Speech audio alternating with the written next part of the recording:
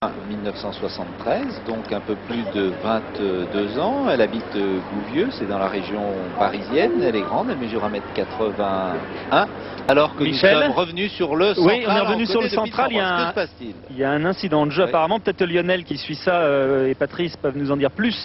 Oui, bien, vous voyez que sur le court central, Pete Sampras a demandé à ce que le kiné fasse son apparition, alors que Pete, ouais, peut-être un petit, voilà, je pense pas que ce soit trop grave parce que Pete Sampras mène pour l'instant assez largement au score. Il a réussi le break dans la troisième manche, il a remporté les deux premières. Et puis là, au changement de côté, au moment où Monica Seles rentrait sur le court, eh bien, il a demandé à l'arbitre d'appeler le soigneur. Et apparemment, c'est quelque chose qui est à hauteur du nez, voilà. Il était peut-être victime de saignement de nez, Pete Sampras, et il a demandé eh bien, à avoir un petit bout de coton pour interrompre ce saignement de nez.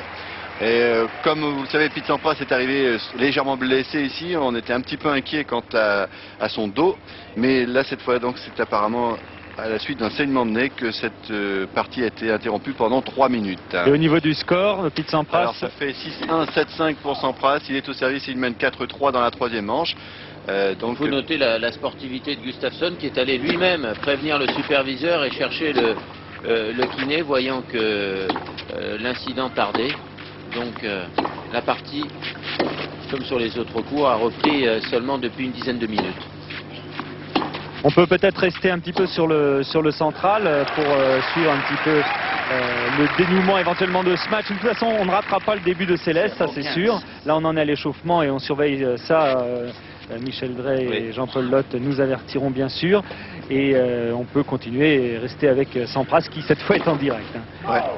Sampras en direct et Mansour Bahrami est en direct lui aussi avec sa moustache sur le central. Et donc Pete Sampras qui réussit un bon retour sur ce central de Roland Garros, mais qui a encore été un petit peu perturbé par ce saignement de nez. On va voir comment il va réagir d'ailleurs sur son service. Car pour l'instant, l'Américain, le numéro 1 mondial, réussit une superbe partie.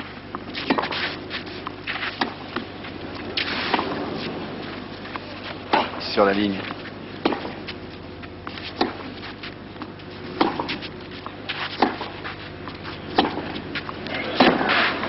Ouais. La partie est d'un autre niveau qu'au début, car maintenant Gustafsson joue vraiment son va-tout. Et sous le regard de François Geoffrey, eh bien, Pete Sampras doit s'employer à fond. Autant il y avait des fautes directes de commises dans le premier set, autant maintenant les points sont âprement disputés. Sampras jusqu'à présent n'a connu aucune difficulté sur ses jeux de service. Il a connu un très bon pourcentage de première balle et réussi beaucoup d'aces. Hop là, une attaque en coup droit qui reste dans le filet. Peu de fautes directes pour l'instant chez Sampras, mais là, il a peut-être été un peu trop vite sur la balle et cette balle est restée dans le filet. 15-30. Dire aussi que le terrain est beaucoup plus lourd car pendant qu'il a plu, on l'avait débâché pensant qu'il ne repleuvrait pas et du coup il a plu sur ce court. Les conditions de jeu ne l'avantagent pas. Vous voyez le regard nettement plus inquiet de Pete qu'en début de match. Sa première balle ne passe pas. C'est long. 15-40. Et pour la première fois du match, balle de break sur le service de Sampras pour Gustafsson. Découvre Jacques Renavant au premier plan et derrière lui c'est monsieur qu'on avait l'habitude de voir, Lionel, pendant des années, puisque son fils a joué 16 fois Roland Garros en simple. Il s'agit de Papa Lendl.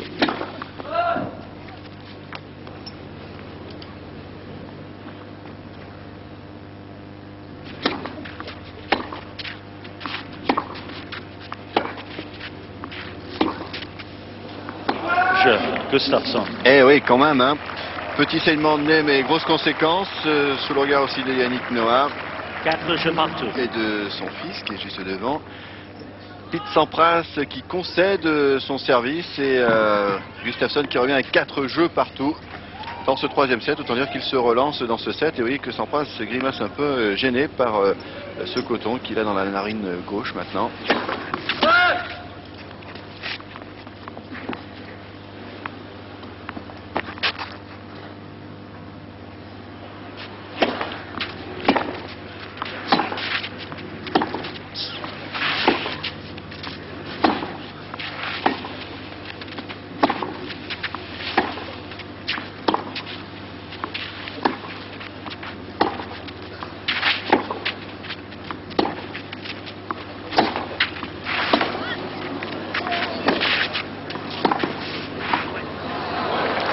remarquable. Ah ouais. Remarquablement joué des deux côtés. Et Gustafsson, comme il l'avait fait au cours du deuxième set, 15-0. joue beaucoup plus vers l'avant, n'hésite pas à prendre les risques, à venir profiter de ses attaques de coup droit à la volée et jouer la volée très juste, courte, derrière l'attaque longue. Oula, 15 problème de placement là pour Gustafsson. Pas pu se remettre sur ses bons appuis, sur ce revers. 15A. On va le revoir là. Il a glissé. 30-15. Une bonne première balle derrière pour mener 30-15. Avec Gustafsson, il sent qu'il y a un coup à jouer là sur Sampras. Il a refait son break de retard. Il joue solide. Et Christian Quidé, en connaisseur, se dit que peut-être que ce match peut basculer à la suite de cet incident.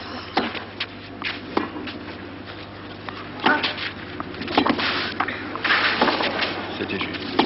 Ah non.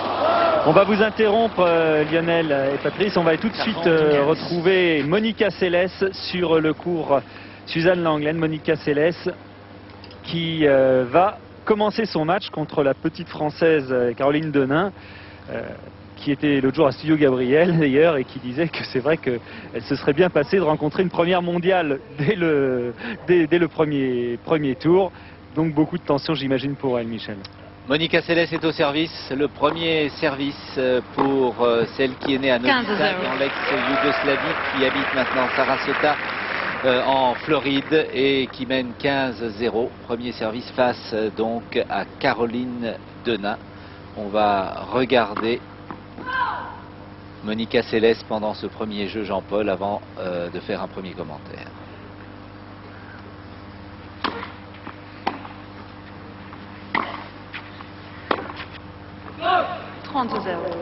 J'imagine qu'en face, de toute façon, pour Caroline Denain, il doit y avoir une sacrée tension, appréhension même.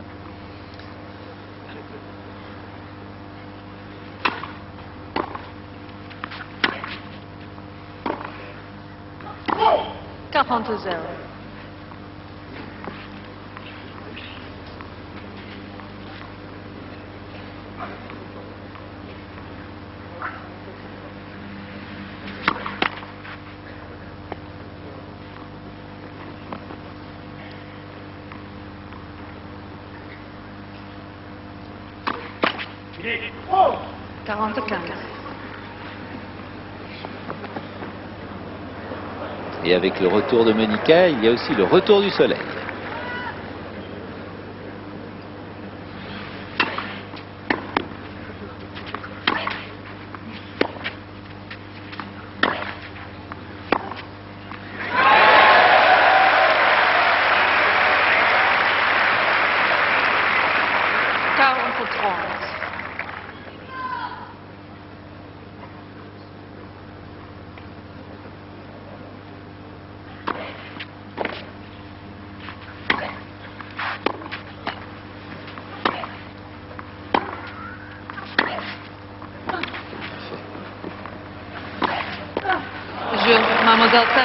Et bien voilà, Jean-Paul, premier jeu pour Monica Seles. Alors, on a le sentiment qu'elle sert moins fort, hein, là, par sécurité, certainement, dans ce premier jeu. Oui, et allez-y. Je ne crois pas qu'elle va forcer au niveau du service pour l'instant, car elle sait qu'elle ne risque trop rien et qu'elle doit s'échauffer largement de façon à ce que tous ses muscles soient à bonne température pour qu'il n'y ait ni élongation, ni étirement, ni quoi que ce soit. Et puis ce qu'on peut dire de ce premier jeu, c'est que la jeune Caroline Denain, elle est grande, eh bien, joue très bien au tennis, elle a une excellente frappe de balle, mais quand ça va commencer à se promener, elle aura malheureusement contre elle un déplacement un petit peu moins facile que celui de Monica Seles, et là la différence pourrait normalement se faire.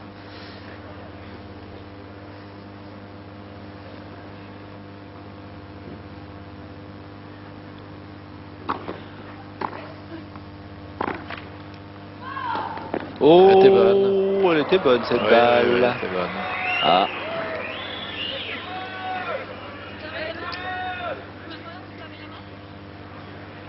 Ah oui, moi j'ai vraiment l'impression qu'elle était bonne cette balle.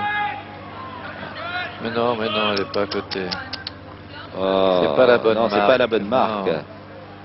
Ah non, faut pas que ça commence comme ça. Dommage, enfin bon, les voilà, arbitres ont raison, il faut jouer l'arbitre, mais c'était plutôt une bonne course de Caroline Denain que cette balle rattrapée, car elle était très en angle.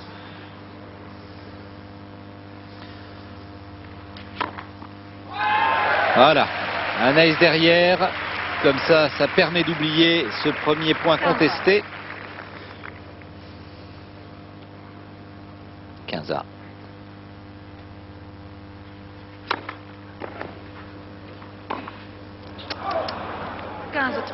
Ça c'est dommage, quand on a une première balle de service aussi bien placée, aussi puissante derrière, il faut savoir en profiter.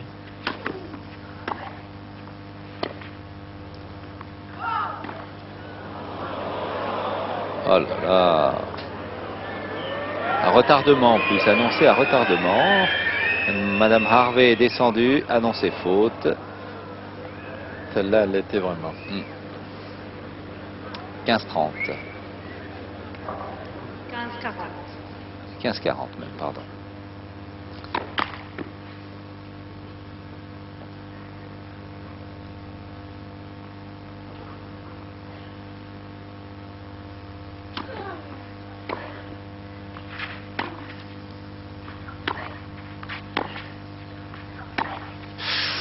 Ça ne pardonne pas. Elle n'est pas très heureuse. Caroline Denain, 2 points litigieux, un premier bon service, mais elle n'a pas su en profiter. Et 2-0 pour Monica Seles. Vivacité avec laquelle elle est venue à l'intérieur du court pour frapper ce deuxième revers, elle a pris très tôt. Une accélération phénoménale avec la décontraction dans les bras et beaucoup de jus dans les jambes pour pousser derrière en avant. Et la confirmation du quintet qui s'est disputé à Longchamp, 3-7. Vous avez vu les 3 autres numéros. Je ne les ai pas. On n'a pas gagné. Et la victoire de Cash Asmundsen dans ce tiercé cet après-midi.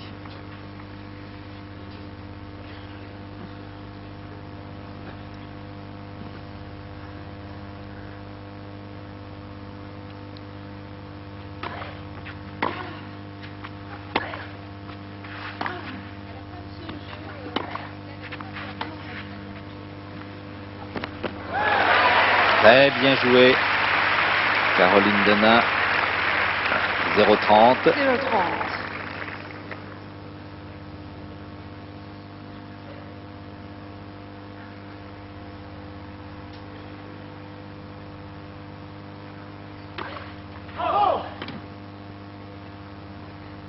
Il faut en profiter là.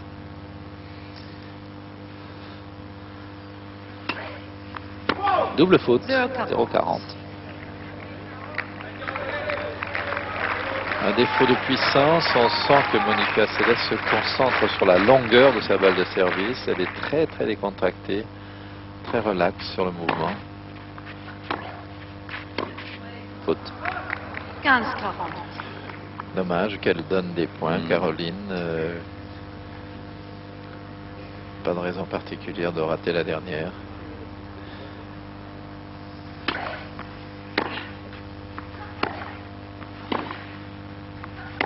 Oh là là, quelle puissance. Quelle puissance dans les coups de Monica Seles.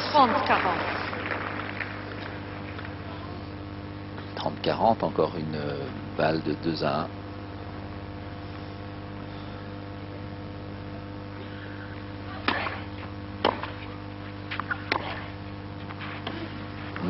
Non.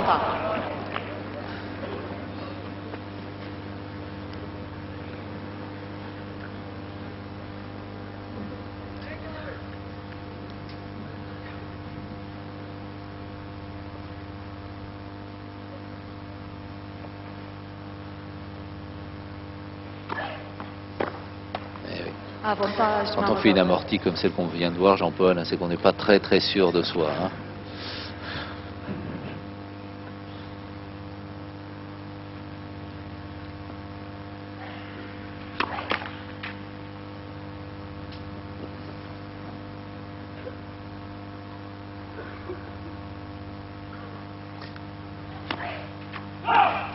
Égalité. Deuxième double faute de Monica Seles dans ce jeu. C'est le moment où il faut mettre les balles dans le cours, où il faut en profiter, car Monica Seles ne donnera pas de double faute si rapprochée pendant tout le match. Là, c'est immédiatement une balle courte, c'est puni par une accélération, un coup de débordement très long, sans trop de risque. Si Monica n'était pas parvenue à terminer le point sur ce coup-là, il l'aurait terminé sur le suivant, parfaitement préparé. Il y a en plus d'une énorme volonté, d'un grand talent, beaucoup de stratégie, beaucoup de tactique dans le jeu de Monica Seles, et ça vaut le coup de l'observer avec le plus grand intérêt. Et voilà, elle mène 3-0 après 9 minutes face à Caroline Denain. C'est le soleil maintenant sur Roland Garros, vous le voyez. C'est le soleil également pour les têtes de série, puisque deux autres têtes de série du tableau masculin viennent de se qualifier. Il s'agit d'Alberto Costa qui a battu Fernando Meligeni en 4-7. Et puis qualification également de Jim Courier, tête de série numéro 7, qui a battu le russe Olovski. Les deux joueurs se sont d'ailleurs qualifiés en 4-7. On va tourner une page de pub. Vous restez avec nous, on revient à Roland Garros juste après.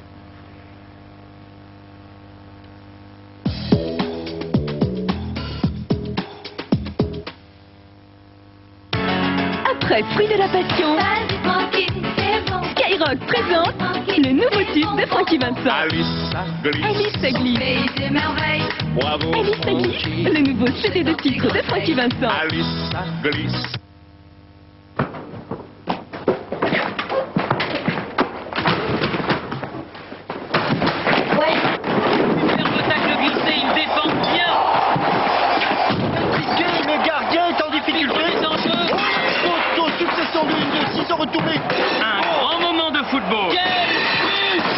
Le sport, c'est mieux quand on a un terrain. Sneakers construit donc des espaces multisports dans les villes, les city-stades. Un sneakers acheté égale 1 cm² de city-stade.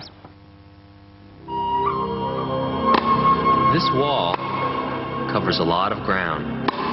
It goes on forever.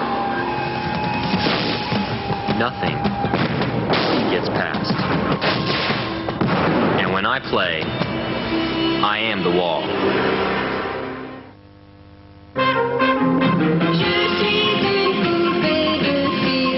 Retrouvez les vainqueurs du Grand Prix européen de la chanson et fêtez 40 ans de succès. Un compact disque inoubliable.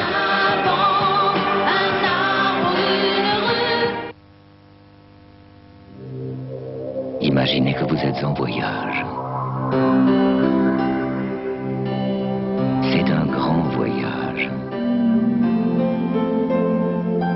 Et la façon de voyager, est-ce important pour vous? Bien sûr, c'est important. Vous découvrez le plaisir du voyage pour le voyage. Vous êtes sur Singapore Airlines.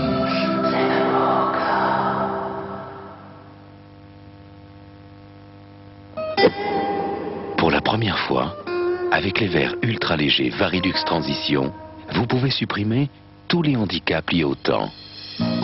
Grâce à l'association de la technologie Varilux et de la teinte variable Transition, vous voyez net de 0 à l'infini, quelle que soit la lumière. Nostalgie présente Mega Italia. Mega Italia, c'est 4 CD sans titre à un prix exceptionnel. Le meilleur de la chanson italienne, Mega Italia. Des heures penchées sur toi. J'ai le vertige. Opium. Je nous regarde. Je suis homme. Tu es femme. C'est notre secret. Et c'est toi qui le portes. Opium. Pour celle qui s'adonne à Yves Saint Laurent.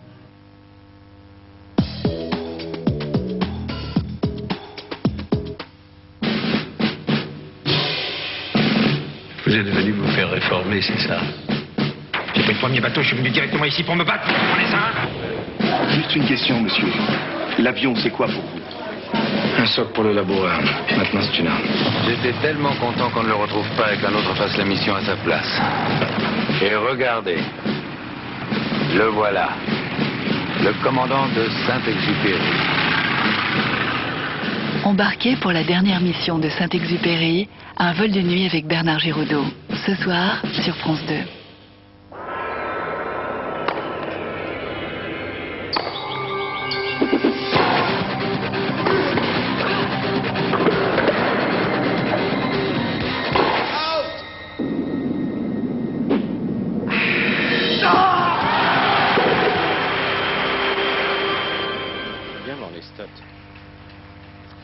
Voilà, comme il n'y a pas trop de problèmes, vous avez pu le constater pour Monica Seles, on va aller sur le central, retourner sur le central pour vous voir le dénouement d'un match qui nous passionne depuis le début de l'après-midi avec Pete Sampras contre le Suédois Gustafsson, Lionel et Patrice. C'est très serré dans le troisième set apparemment. Ouais, et Pete Sampras qui fait le maximum pour s'offrir un tie-break dans cette troisième manche. C'est assez compliqué pour lui parce que là il avait la possibilité sur son service d'égaliser à 6 jeux partout, mais là on revient à égalité. Il faut dire que Patrice Gustafsson joue vraiment très très bien depuis la fin du deuxième set, et Pete Sampras, qui a saigné du nez, vous l'avez vu tout à l'heure, a bien du mal à garder son rythme de jeu et surtout à dominer sur sa propre mise en jeu. Il est un petit peu en difficulté en ce moment sur son service. Il est moins régulier, il sert encore des aces. Nous en avons eu un il y a 2 points, ce qui lui avait donné une balle d'égalisation à 6 jeux partout, mais sur le point derrière, celui-là, eh bien, Pete Sampras a été très imprécis. Disons que par moment, il joue aussi bien qu'il l'avait fait en début de match, et surtout au premier set qu'il avait remporté 6-1, mais il le fait de façon beaucoup plus irrégulière maintenant. Alors espérons que pour lui, qu'il parviendra à gagner son service, qu'il n'a perdu qu'une seule fois depuis le début du match pour jouer un tie-break. C'est fait. Ouais. Donc tie-break et un petit peu de bricolage pour Pete pour éviter que ses cordes ne bougent trop au moment d'aborder ce tie-break. Il n'a pas envie de changer de raquette, si quand même, il va peut-être en préparer une, ouais, s'il change. Ouais, il n'a pas envie de changer de raquette ou de voir un cordage cassé au moment d'un jeu décisif, Pete Sampras, donc il a choisi l'option de changer de raquette et un service pour le Suédois, pour Gustafsson. Sage précaution, c'est le métier, c'est l'expérience. D'autant que le premier point, c'est Gustafsson qui le sert. Au bord de la double faute pour ce premier point du jeu décisif, Gustafsson, deuxième balle pour lui. Il y a un peu de vent qui traverse ce court central, il a peut-être été gêné dans son lancer. Oh là là, Sampson qui est obligé, c'est vrai, de prendre des risques, mais qui joue beaucoup mieux, vous l'avez dit, depuis le début du deuxième set. Il a été un peu impressionné à la fois par ce court central, vraisemblablement au début, et puis surtout par la qualité, il a été débordé par la qualité du jeu de Pete. 1-0, mini break d'entrée et un ace. Il met un ace derrière, Pete Sampras. Ça fait 2-0 pour l'Américain, donc mini break pour lui dans ce jeu décisif. En plus, sa mèche dans la narine gauche.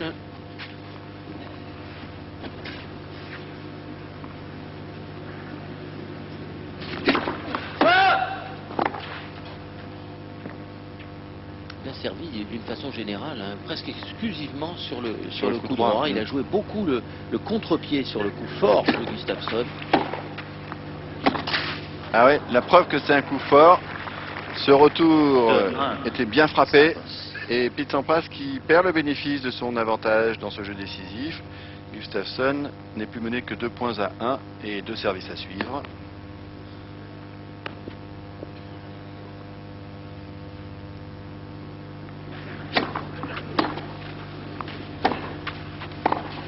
Oh oui.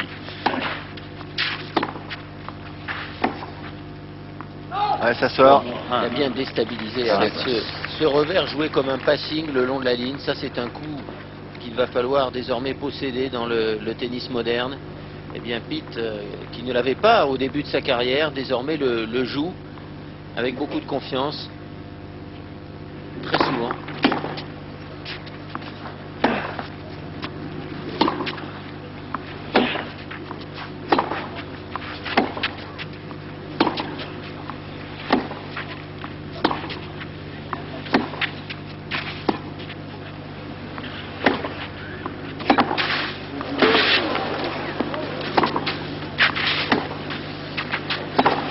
Ah, celui-là reste dans le filet, mais vous avez entendu la foule du central, les 17 000 personnes, rugir de plaisir sur une contre-attaque en coup droit. Il en a joué beaucoup comme ça, Pete Sampras, dans l'échange. Là-dessus, voilà. Ça a failli déstabiliser Gustafsson qui, en dérapage, réussit à remettre cette balle. C'est très bien remis. Hein. Il n'a pas tenté un coup désespéré, Gustafsson. Il a cherché le coup pourcentage, celui qui allait lui permettre non seulement de ne pas perdre le point, de remettre la balle, mais de se replacer.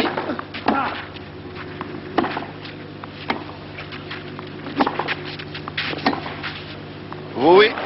Belle attaque, mais très beau contre de Gustafsson qui revient à hauteur dans ce tie-break. D'ailleurs, comme sa balle était arrondie, il y avait de l'effet, ça a contourné quasiment Pete Sampras. On a l'impression qu'elle sort, mais elle revient vite dans le court et tombe au bord de la ligne.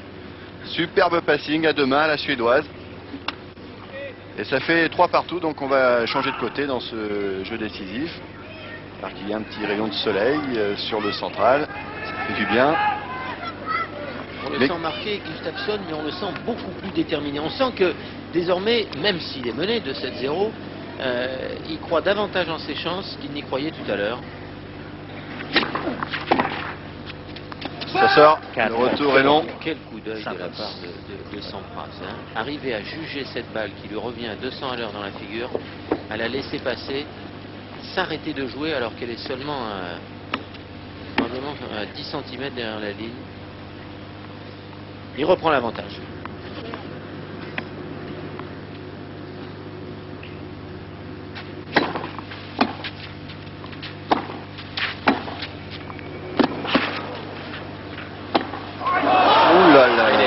Ouais. Il a hésité. Elle sort pas. Alors si elle sort pas, j'y vais, mais comme il s'y est pris trop tard. Mais encore une très très belle accélération de le revers, on la revoit. Mais là encore, Gustafsson est très adroit, il remet la balle. Ça, Agassi se serait régalé là-dessus, ou un Muster, oui, avec un lift terrible. Mais là, il prend un risque sans passer, ça sort. 4 points partout. Il n'a pas la même prise de raquette, il n'a pas la même forme de coup. C'est beaucoup plus difficile pour lui de le tenter.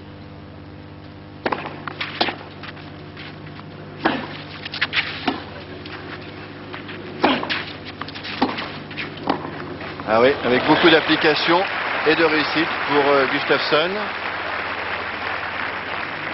Pour la première fois, Gustafsson mène dans ce tie-break 5 points à 4.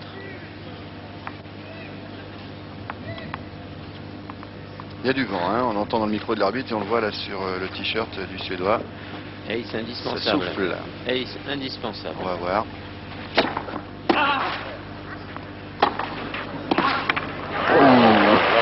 On prend des risques et on y va carrément, c'est normal, hein, c'est un tie-break. Il a essayé de la remettre un petit peu avec un coup à l'ancienne, une espèce de choc, parce qu'il était tellement au bout de course qu'il ne pouvait plus lifter la balle. Gustafsson, regarde, il va changer, il va ouvrir son poignet, il va essayer de la remettre. Non, il est débordé cette fois-ci, contrairement aux deux précédentes. Sur la ligne, ouais. Sur la ligne, attention au vent. Non, ça ne reviendra pas. 6-5.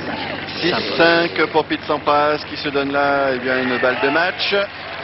Mais c'est à Gustafsson de servir. C'est vrai que je n'avais pas dit qu'il est à 2 points du match parce que Gustafsson était à 2 points du set. Oh, vous aurez l'occasion de le dire, c'est à 2 points du match pendant 15 jours. On vous fait confiance. Attention à cette balle de match. Ouh là là, le vent, la bourrasque terrible. Pour la deuxième balle de service, il a déjà commis une double faute sur le premier point dans ce tie-break. Sur la ligne. Oh, super! Super, Pete Sampras! On le voit rarement rire de cette façon et faut dire qu'il a de la réussite. lui-même. Quel coup! Il regarde le ciel. Très beau match. Vraiment, très beau lancement de ce tournoi sur le court central malgré les conditions lyonnaises. Parce que le tennis a été, moi je trouve, d'une extraordinaire qualité dans les 2 derniers sets. Il était à sens unique au premier set parce que Pete Sampras a fait un véritable récital. Gustafsson a joué crânement sa chance. mais un régal que de voir Pete Sampras dans ces conditions difficiles jouer de cette façon magnifique. Salut Gustafsson, il a fait ce qu'il a pu, mais c'était trop dur aujourd'hui face à Pete Sampras. Nelson est aux côtés justement du numéro 1 mondial, ravi de cette première victoire, j'imagine. Oui, absolument, aux côtés de Pete Sampras. I imagine, Pete, that this must feel extremely good que because ça doit against être un a player sentiment like très agréable Magnus, parce a que very contre un good joueur comme play-point Magnus, player, qui est who un knows what excellent can happen. spécialiste de la terre battue, eh bien, je suis venu ici en ayant joué beaucoup de matchs sur terre battue ces dernières semaines et c'est très agréable de rejouer sur cette surface. Je me suis senti bien le mois dernier et c'est très agréable. Je sais, Pete, que ça a été très difficile pour vous, surtout sur le plan psychologique, après la perte de Tim. Comment vous sentez-vous maintenant? Je me sens assez bien. C'était un moment difficile, effectivement. Il était très proche de moi pendant 1 an et demi. Ça a été très difficile de le perdre, surtout qu'il était très jeune, il n'avait que 44 ans. J'ai encore beaucoup de questions qui méritent une réponse. Donc ça a été assez difficile de passer par cette période. Mais il faut avancer. Comment vous sentez-vous en parlant d'une façon générale? Qui sait, toute chose pourrait arriver dans ce tournoi. C'est peut-être quelque chose d'important qui se joue cette année pour vous, vu ces circonstances. Oui, chaque année est importante et Roland Garros est un tournoi que je n'ai pas encore gagné par rapport aux autres grands tournois. Le tableau est très difficile, c'est dur de jouer contre Bruguera et les autres, mais tant qu'on est encore dans le tournoi, tout peut arriver, j'espère que ce sera le cas. C'était très agréable de vous parler, merci. Ouais, merci Pete Sampras. C'est sympa d'avoir accordé cette interview au bord du cours à Nelson. Ce sera aussi une des nouveautés de ce Roland Garros 96 en ce qui nous concerne. Et il mérite, Pete Sampras, cette ovation du public parisien. Un Pete Sampras qui a sans doute rassuré ses supporters par la qualité du jeu fourni. Et eh bien, il faudra peut-être compter sur lui. On le disait en début de tournoi, il a un tableau extrêmement difficile avec beaucoup de spécialistes de la terre battue. Mais là, il a montré qu'il était capable d'avoir un jeu flamboyant à l'image de cette balle de match sur terre battue. Alors d'abord, il va obliger Gustafsson à lâcher sa raquette et jouer un revers à une seule main. Et là, regardez avec quelle vitesse il va croiser cette balle. Superbe, rien à faire, un coup magistral, Patrice. Ah oui, un coup qui conclut un match qui est probablement, en tout cas de mon point de vue, le meilleur de Pete Sampras sur la terre battue à Roland Garros. Car aujourd'hui, dans des conditions extrêmement difficiles, manque de préparation, conditions lentes, lourdes, humides, cette histoire de saignement de nez à la fin du 3e set, et vous le voyez, eh bien ce sourire qui en dit long, peut-être aussi sur le sentiment qu'a Pete Sampras, qui connaît mieux que quiconque son jeu et ses qualités, qui en dit long pour la suite du tournoi. En tout cas, il jouera vraisemblablement, Lionel, on va regarder le score, contre Bruguera. Ouais, Bruguera qui joue contre Javier Sanchez, un match 100% espagnol. Et Bruguera mène 2-7 à 0, 6-1, 7-5, le double vainqueur de Roland Garros, qui n'est pas tête de série cette année, est sur le chemin pour rencontrer au tour suivant Pete Sampras, qui regarde le ciel et qui n'est pas mécontent certainement d'en avoir terminé, parce que c'est quand même un ciel très lourd, très nuageux qui arrive là derrière, et lui en tout cas c'est fait, il a passé son premier tour. Et puis ce soir avec Gérard Rolls, on montrera les amortis de Pete Sampras et on montrera ce dernier coup droit tout à fait extraordinaire. Pierre ? Voilà, oui, parce que ce soir, effectivement, il ne faut pas oublier côté court sur France 3 à partir de 20h.